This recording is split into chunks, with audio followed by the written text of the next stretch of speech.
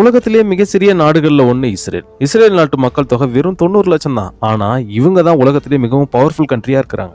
இவங்க எந்த அளவுக்கு பவர்ஃபுல் ஆனவங்கன்னா, இவங்களை சுத்தி இருக்கக்கூடிய 7 அரேபிய நாடுகளும் கூட்டு சேர்ந்து ஒரே நேரத்துல இவங்க மேல போரிட்டாங்க.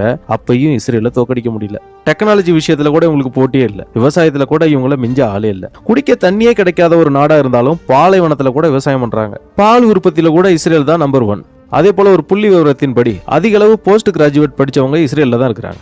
இப்ப வரைக்கும் ஒரு 8 முறை அண்டை நாடுகளோடு போரிட்டும் ஒரு முறை கூட தோத்து போகாத ஒரே நாடு இஸ்ரேல் தான். காசா மேல நடத்தப்படுற துப்பாக்கி சூட்டை நிறுத்தணும்ட்டு உலக அளவுல 53 இஸ்லாமிய நாடுகள் ஒன்னு சேர்ந்து வான் பண்ணியும், ஏன் ஐநா சபை கூட எச்சரிக்கை பண்ணியும் எதுக்கும் அசங்காத நாடு இஸ்ரேல். இந்த நாட்டோட நடவடிக்கைகள்ல நமக்கு நிறைய முரண்பாடுகள் இருந்தாலும் இவங்களை பத்தி நிறைய விஷயங்களை நம்ம சொல்லிக்கிட்டே இருக்கலாம். இப்படி 1 கோடி அளவுக்கு கூட தொடாத மக்கள் தொகையை கொண்ட இஸ்ரேல் நாட்டை கண்டு ஏன் பெரிய பெரிய நாடுகள் எல்லாம் பயப்படுது? ஒரு காலத்துல ஃபுல்லா கடன்ல சிக்கிக்கிட்டு இருந்த இந்த நாடு இப்ப எப்படி இந்த ரேஞ்சுக்கு வளர்ந்து போச்சு? இவங்க கிட்ட இருந்து இன்னும் நம்ம என்னென்னலாம் கத்துக்கலாம் அப்படின்றத பத்தி தான் இந்த வீடியோல இருந்து நம்ம தெரிஞ்சுக்க போறோம்.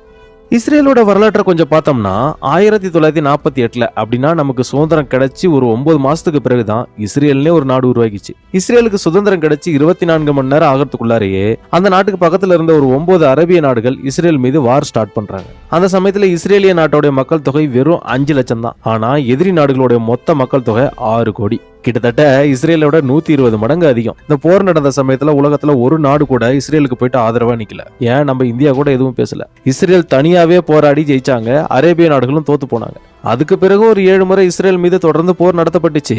இப்படி போர் நடக்கிற ஒவ்வொரு முறையும் இஸ்ரேல் தான் ஜெயிச்சிட்டு வந்துச்சு. இப்ப வரைக்கும் ஒரு முறை கூட இஸ்ரேல் தோத்து போகல. 1989 இருந்து பாலஸ்தீனியர்கள் மட்டுமே 170 முறைக்கு மேல இஸ்ரேல் மீது தாக்குதல் நடத்திருக்காங்க. அதுக்கு இந்த இஸ்ரேல் நாடு செய்கிற இந்த பாலஸ்தீன ஆக்கிரமிப்பு தான் ஒரு காரணம்னு குற்றச்சாட்டு ஒரு புறம் வைக்கப்படுது. இப்படி இஸ்ரேலை யாரு எப்போ அட்டாக் பண்ணுவாங்கன்னு சொல்லவே முடியாது. சுத்தி எதிரிகள் தான். ஒவ்வொரு 10 வருஷத்துக்கும் ஒரு முறை கண்டிப்பா போரிட வேண்டிய நிலைமை தான் அங்க இருந்துட்டு இருந்துச்சு. சரி, இப்படி சுத்தி எதிரிகள் மத்தியில் இருக்கக்கூடிய ஒரு நாடு எப்படி இந்த அளவுக்கு டெவலப் ஆச்சு அப்படின்றத பத்தி பார்ப்போம். முதல்ல சயின்ஸ் அண்ட் எஜுகேஷன் விஷயத்துல பார்த்தோம்னா இஸ்ரேல்ல 99% அளவுக்கு எல்லாரும் படிச்சவங்க தான். இவங்களோட படிப்புன்றது நம்மள மாதிரி மார்க் சர்டிபிகேட் வாங்கி வச்சுக்கிற மாதிரி படிப்பு இல்ல. ஏன்னா 1960 இருந்து இப்போ வரைக்கும் இஸ்ரேலை சேர்ந்த ஒரு 13 பேருக்கு நோபல் பரிசு கிடைச்சிருக்கு. 120 கோடி மக்கள் தொகை கொண்ட நம்ம நாட்டுல 1930க்கு பிறகு இப்ப வரைக்கும் சயின்ஸ்ல ஒரு நோபல் பரிசு கூட யாரும் பெற முடியல. ஆனா 2004 இருந்து இப்ப வரைக்கும் இந்த சயின்ஸ்ல மட்டும் இஸ்ரேலுக்கு 6 நோபல் பரிசு கிடைச்சிருக்கு. அது மட்டும் இல்லாம வேர்ல்டுல இருக்கக்கூடிய டாப் 100 யூனிவர்சிட்டிஸ்ல இஸ்ரேலுக்கு சொந்தமான ஒரு 3 யூனிவர்சிட்டிஸ்கள் அந்த லிஸ்ட்ல இடம் பெற்றிருக்கு. இஸ்ரேலை விட 150 மடங்கு பெரிய நாடான நம்ம நாட்டுல இருந்து ஒரு யூனிவர்சிட்டி கூட இந்த டாப் 100 யூனிவர்சிட்டில இடம் பிடிக்கல. அது மட்டும் இல்ல, சொந்தமா சேட்டலைட்ஸ்களை தயாரிச்சு ஸ்பேஸுக்கு அனுப்புற டெக்னாலஜி உலக அளவுல வெறும் 10 நாடுகள் கிட்ட தான் இருக்கு. இதுல இஸ்ரேலும் ஒண்ணு. 1988 இருந்து இப்ப வர இஸ்ரேல் 13 சேட்டலைட்டுகளை ஸ்பேஸுக்கு அனுப்பியிருக்கு. ஏன் நாம கூட ரீசாட் என்ற ஒரு ஸ்பை சேட்டலைட்டை இஸ்ரேல் கிட்ட தான் வாங்கி ஸ்பேஸுக்கு அனுப்பியிருக்கோம். இந்த சேட்டலைட்டை வச்சு தான் எதிரி நாடுகளை நாம வாட்ச் பண்ணிக்கிட்டே வரோம். ஸ்கூல் பிள்ளைங்க தயாரிச்ச சேட்டலைட்டை ஸ்பேஸுக்கு லான்ச் பண்ண ஃபர்ஸ்ட் கண்ட்ரி கூட இஸ்ரேல் தான். அமெரிக்காவில் ஒவ்வொரு 10,000 பேத்துல ஒரு 85 சயின்டிஸ்ட் அண்ட் இன்ஜினியர்ஸ் இருப்பாங்க. ஜப்பான்ல ஒரு 10,000 பேத்துல 83 சயின்டிஸ்ட் அண்ட் இன்ஜினியர்ஸ் தான் இருப்பாங்க. ஆனா இஸ்ரேல்ல ஒவ்வொரு 10,000 பேர்ல 140 சயின்டிஸ்டுகள் அண்ட் இன்ஜினியர்ஸ்கள் இருக்கிறாங்க. இதை வச்சு நீங்க புரிஞ்சுக்கலாம் இஸ்ரேலோட எஜுகேஷன் சிஸ்டம் எந்த லெவலுக்கு இருக்குன்னு. இதுக்கு மெயின் காரணம் என்னதுன்னா இஸ்ரேலோட கவர்மெண்ட் தான். ஏன்னா 1950-60களில் இவங்களோட பட்ஜெட்ல 30% ஸ்கூல்ஸ்க்கும் அப்புறம் யூனிவர்சிட்டிஸ் டெவலப்மெண்ட்டுக்காகவே செலவு பண்ணாங்க. அடுத்து இஸ்ரேலோட அக்ரிகல்ச்சர் பத்தி பார்ப்போம். இஸ்ரேல்ல இருக்கக்கூடிய 66% நிலமெல்லாம் பாலைவனம் தான். இங்க மழை கூட ரொம்ப கம்மியா தான் பெய்யும். குடிக்க கூட இவங்களுக்கு தண்ணி கிடைக்காம பக்கத்துல இருக்கக்கூடிய கடல்ல இருக்கிற உப்பு தண்ணியை எடுத்து அதுல உப்பை சுத்திகரிப்பு பண்ணி அதை தான் குடிக்கிற தண்ணியை யூஸ் பண்ணிட்டு வராங்க. குடிக்கவே தண்ணி இல்ல, இவங்க எப்படி விவசாயம் எல்லாம் பண்றாங்க அப்படின்னு யோசிக்கிறீங்களா? இங்க இஸ்ரேல்ல வீட்டுக்கு யூஸ் பண்ற 60% வாட்டர், அப்புறம் ஃபேக்டரிஸ்ல யூஸ் பண்ற 85% வாட்டர், இதுக்கெல்லாம் கடல்ல இருந்து தண்ணியை எடுத்து டிசாலினேட் பண்ணி தான் யூஸ் பண்றாங்க. இப்ப நம்ம கழிவு நீர்ல 20% நீரை சுத்திகரிப்பு பண்றதுக்கே ரொம்ப கஷ்டப்படுறோம். ஆனா இஸ்ரேல்ல 97% தண்ணீரை பியூரிபிகேஷன் பண்ணி அதே தண்ணியில தான் விவசாயத்தையும் பண்ணிக்கிறாங்க. இப்ப குளிக்கிற தண்ணி, பாத்திரம் விளக்குற தண்ணி, இது எல்லாத்தையும் வச்சு விவசாயத்தை முடிச்சிடறாங்க. இஸ்ரேல் விவசாயத்துக்காக யூஸ் பண்ற வாட்டர்ல 55% தண்ணீர் இப்படி ட்ரைனேஜ் வாட்டர்ல இருந்து தான் பியூரிபிகேஷன் பண்ணி அதை யூஸ் பண்ணிட்டு வராங்க. நாம இங்கெல்லாம் இந்த ட்ரைனேஜ் வாட்டரை சாக்கடை அப்படின்னு சொல்லி அதை ஆத்துல விட்டு ஆத்தையும் வீணாக்கிறோம். ஆனா இவங்கள பாருங்க, அதே கழிவு நீரை பியூரிபிகேஷன் பண்ணி அருமையான ஒரு விவசாயத்தை பண்ணிட்டு வராங்க. இவங்கள்ட்ட இன்னொரு மெயின் விஷயம் என்னதுன்னா, இவங்களுக்கு தேவையான 90% உணவுப் பொருட்களை இவங்களே சொந்தமா விவசாயம் பண்ணி தயாரிச்சுக்கிறாங்க. இவங்க பண்ற இந்த உற்பத்தியில 45% காய்கறிகளாக அறுவடை பண்ணிக்கிறாங்க. அது மட்டும் இல்ல, US, UK போன்ற டெவலப்டு கண்ட்ரீஸ்ல கூட 30% வாட்டர் லீக்கேஜாலேயே வேஸ்ட் ஆயிடுது. ஆனா இஸ்ரேல்ல 7% வாட்டர் மட்டும்தான் லீக்கேஜால வேஸ்ட் ஆகுது.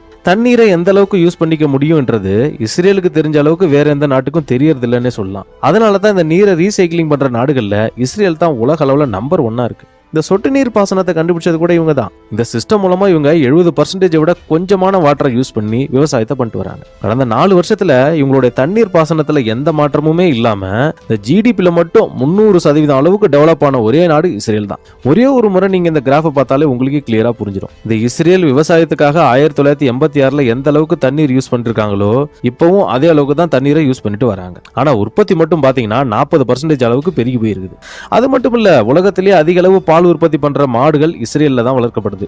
ஒரு இஸ்ரேல் நாட்டோட மாடு வருஷத்துக்கு ஆவரேஜா 12,000 கேஜ் அளவுக்கு மில்க உற்பத்தி பண்ணுது. இது ஆஸ்திரேலியா போன்ற டெவலப்டு கண்ட்ரீஸ்களை விட ரெட்டிப்பு மடங்கு வளர்ச்சியா இருக்கு. பொதுவா உலக அளவுல ஹெக்டருக்கு ஆவரேஜா 50 டன் அளவுக்கு தக்காளி உற்பத்தி பண்றாங்க. ஆனா இதே மாதிரி இஸ்ரேல்ல வந்து பாத்தீங்கன்னா இந்த கிரீன் ஹவுஸ்ல ஹெக்டருக்கு 300 டன் அளவுக்கு தக்காளியை அறுவடை பண்றாங்க. ஒரு சின்ன நாடே பாலைவனம், குடிக்க கூட தண்ணி இல்ல. இந்த மாதிரி நிலைமையில கூட இஸ்ரேல் உலகத்துக்கே விவசாயம்னா எப்படி செய்யணும்னு காட்டிட்டு வராங்க. சரி, அடுத்து இஸ்ரேலோடைய டிஃபென்ஸ் செக்டார் பத்தி பார்ப்போம். சுத்தி இவ்வளவு எதிரி நாடுகள் இருந்தும் இவங்களால இஸ்ரேல டச் கூட பண்ண முடியல. அதுக்கு இஸ்ரேலோட ஆர்மி பலம் தான் காரணம்.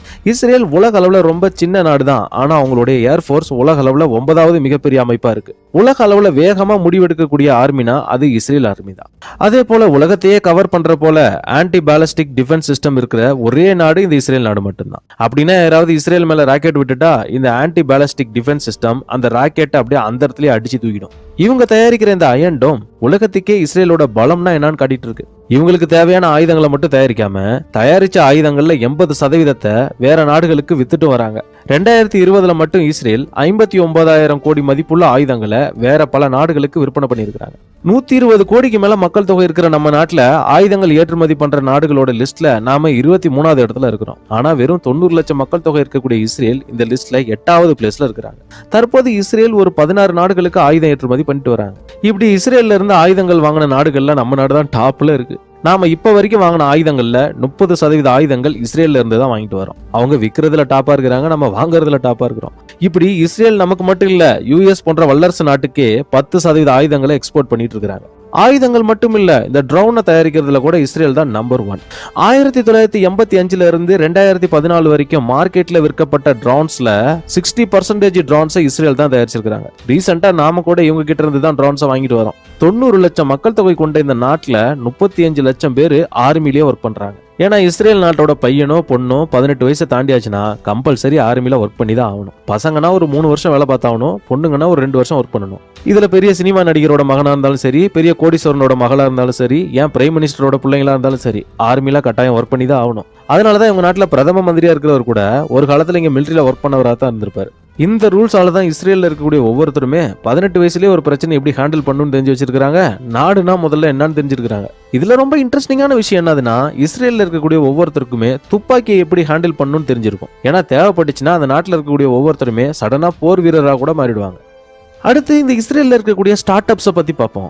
இஸ்ரேல் இந்த ஸ்டார்ட் அப் கம்பெனிகளுக்கெல்லாம் ஒரு சொர்க்கம் போன்றது. ஒரு பக்கம் இவ்வளவு எதிரிகள் சுத்தி இருந்தாலும் இந்த சின்ன நாட்டில் இருக்கக்கூடிய கம்பெனிஸ்கள் தான் உலகையே ஆண்டுட்டு வருது. மொபைல் போன்ஸ் டெக்னிக்கலா உருவாக்குனது இஸ்ரேல்ல தான். வாய்ஸ் மெயில் டெக்னாலஜி டெவலப் பண்ணதும் இந்த இஸ்ரேல் தான். ஃபர்ஸ்ட் இந்த கம்ப்யூட்டர் வைரஸ் தயாரிச்சதும் இவங்க தான். இவங்க தயாரிச்ச இந்த மொபைல் என்ற கம்பெனியை 2017ல இன்டெல் வாங்கிடுச்சு. இவங்க தயாரிச்ச வேஸ் போன்ற குளோபல் மேப் கம்பெனியை 2013ல கூகுள் வாங்கிடுச்சு. இது மட்டும் இல்ல, Waze, Wix, SodaStream, Fiverr போன்ற ஸ்டார்ட் அப் கம்பெனிகளுக்கு பிறந்த வீடு இஸ்ரேல் தான். அது மட்டும் இல்ல, IBM, மைக்ரோசாஃப்ட், கூகுள், ஆப்பிள் போன்று உலகத்திலே இருக்கக்கூடிய டாப் 50% கம்பெனிகள் தங்களுடைய R&D சென்டர்ஸ்களை இஸ்ரேல்ல தான் ஸ்டார்ட் பண்ணாங்க. இந்த குளோபல் ஸ்டார்ட் அப் எக்கோசிஸ்டம் இண்டெக்ஸ்ல US, UKக்கு அப்புறம் இஸ்ரேல் தான் 3வது பிளேஸ்ல இருக்கு. நம்ம நாடு 20வது பிளேஸ்ல இருக்கு. இஸ்ரேல் டெவலப் ஆகிறதுக்கு இன்னொரு மெயின் காரணம் என்னதுன்னா மொசாத். நம்ம நாட்டில் ரா ஏஜென்சி எப்படியோ அதே மாதிரி தான் மொசாத் இஸ்ரேலுக்கு. மொசாத்னா மரணம்னு அர்த்தம். இஸ்ரேலுக்கு எதிராக இருக்கிறவங்க யாரையும் இந்த மொசாத் விட்டு வைக்காதுன்னு அர்த்தம். உலகத்திலேயே டாப் 5 உளவுத்துறை அமைப்புகள்ல இந்த மொசாத்தும் ஒன்று. இஸ்ரேலுக்கு துரோகம் பண்ணவங்க யாரா இருந்தாலும் சரி, அவங்க எந்த நாட்டுல எங்க போய் ஓடி ஒளிஞ்சிட்டாலும் சரி, இந்த மொசாத் அவங்கள தேடி போய் கொன்னே தீருவாங்க. இவங்க பண்ண ஆபரேஷன் பத்தி படிச்சீங்கன்னா இந்த ஜேம்ஸ் பாண்ட் படம்லாம் சும்மா அப்படின்னு நினைப்பீங்க. 1960 ஒரு காலத்துல லட்சக்கணக்கான யூதர்களுடைய சாவுக்கு காரணமாக இருந்த அடால்ஃப் எச்மேன் என்றவர் அர்ஜென்டினால பதுங்கி இருக்காருன்னு கண்டுபிடிச்சு மொசாத் அவரை தேடி பிடிச்சி அவரை திரும்பி இஸ்ரேலுக்கே கூட்டு வந்து கொலை பண்ணாங்க. 1972 ஒரு 11 இஸ்ரேலிய ஒலிம்பிக் பிளேயர்ஸ்களை பாலஸ்தீன் தீவிரவாதிங்க சுட்டு கொண்டுட்டாங்க. இந்த சம்பவத்துக்கு காரணமான ஒவ்வொருத்தரையும் விடாம தேடி தேடி கொண்டாங்க மொசாத். 1976 94 இஸ்ரேலியர் பயணிச்ச விமானத்தை தீவிரவாதிங்க கடத்திட்டாங்க. அப்ப 90 நிமிஷத்துக்குள்ளார ஷார்ட் டைம்ல இஸ்ரேல் ஆர்மி அவங்களை காப்பாத்த காரணமே இந்த மொசாத் ஏஜென்சி பின்னாடி இருந்து செயல்பட்டதால் தான்.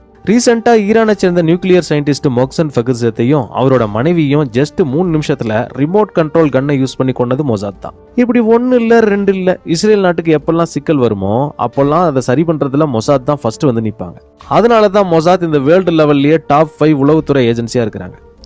கடைசியா இஸ்ரேலோட சைபர் செக்யூரிட்டி பத்தி பார்ப்போம். இந்த சின்ன நாட்டுல கிட்டத்தட்ட 500க்கும் மேற்பட்ட சைபர் செக்யூரிட்டி கம்பெனிஸ்கள் இருக்கு. இந்த உலகத்திலே 7000 கோடி அளவுக்கு வருமானம் உள்ள சைபர் செக்யூரிட்டி கம்பெனிஸ்களே கொஞ்சம் தான். அந்த கொஞ்சத்துல கூட 33% கம்பெனிகள் இந்த இஸ்ரேல்லே இருக்கு. இஸ்ரேல் ஒவ்வொரு வருஷமும் 70,000 கோடி மதிப்புள்ள சைபர் செக்யூரிட்டி சொல்யூஷன்ஸை வேற நாடுகளுக்கு வித்துட்டு வியாபாரம் பண்றாங்க. இந்த உலக அளவுல சைபர் செக்யூரிட்டிக்காக செலவு பண்ற ஒவ்வொரு 100 ரூபாயிலையும் 40 ரூபாய் இந்த இஸ்ரேல் கம்பெனிக்கு தான் போய் சேருது. இந்த இஸ்ரேல் இப்படி சைபர் உலகத்துல ஒரு கிங்கா மாற மெயின் ரீசன், இங்க ஹை ஸ்கூல்ல இருந்தே இந்த சைபர் செக்யூரிட்டியை ஒரு ஆப்ஷனல் சப்ஜெக்டா வச்சிருக்காங்க. இந்த நாட்டில் இருக்கக்கூடிய பல யூனிவர்சிட்டிஸ்கள்லாம் அண்டர் கிராஜுவேஷன்லயே இன்டர்நெட் சைபர் செக்யூரிட்டி கோர்ஸ் சொல்லி தராங்க. இந்த உலகத்திலேயே சைபர் செக்யூரிட்டியில PhD கொடுத்த ஃபர்ஸ்ட் நாடும் இஸ்ரேல் தான். இப்படி சின்ன நாடா இருந்தாலும் நம்மை போன்ற ஒரு பெரிய நாட்டுக்கு இவங்க முன் உதாரணமா தான் இருந்துட்டு வராங்க. ஆனா இதுல பேட் லக்கான விஷயம் என்னதுன்னா, இப்ப வர ஒரு 24 நாடுகள் இஸ்ரேல ஒரு நாடாவே ஏத்துக்கல. முன்னாடி நம்ம நாடு கூட இதை ஏத்துக்கல. 1947 இஸ்ரேல் நாட்டுக்கு எதிராக UN ஓட்டு போட்ட நாடுகள்ல நம்மளும் ஒருத்தவங்க தான். ஏன்னா இஸ்ரேல ஒரு சுதந்திர நாடா நம்ம ஏத்துக்கவே சில வருடங்கள் தேவைப்பட்டுச்சு. ஏன்னா இஸ்ரேல் ஒரு யூத மத நாடு, இவங்க பாலஸ்தீனத்தை ஆக்கிரமிப்பு பண்றத ஒரு குற்றச்சாட்டு இருக்கு. இதனால முஸ்லீம் நாடுகளோட சண்டை சச்சரவா அங்க போயிட்டு இருக்கு.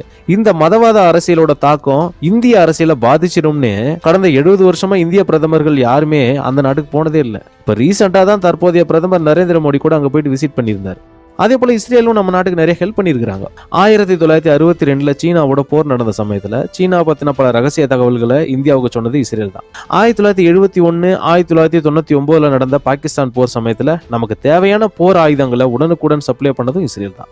அதனால இப்போதும் இந்தியா இஸ்ரேலோட நல்ல ஃப்ரெண்ட்ஷிப்பை மெயின்டைன் பண்ணிட்டு தான் வராங்க. ஃப்ரெண்ட்ஸ், இந்த வீடியோ உங்களுக்கு ரொம்ப இன்ஃபர்மேட்டிவா இருக்கும்னு நான் நம்புறேன். இந்த வீடியோ உங்களுக்கு பிடிச்சிருந்தா லைக் பண்ணுங்க, ஷேர் பண்ணுங்க. இது வரைக்கும் நம்ம சேனலை நீங்க சப்ஸ்கிரைப் பண்ணலனா சப்ஸ்கிரைப் பண்ணுங்க. நம்ம வீடியோஸ் அப்லோட் ஆனதும் நோட்டிஃபிகேஷன்ல வந்து தெரியணும்னா சப்ஸ்கிரைப் பட்டன் பக்கத்துல உள்ள பெல் ஐகானை கிளிக் பண்ணுங்க. தேங்க்யூ.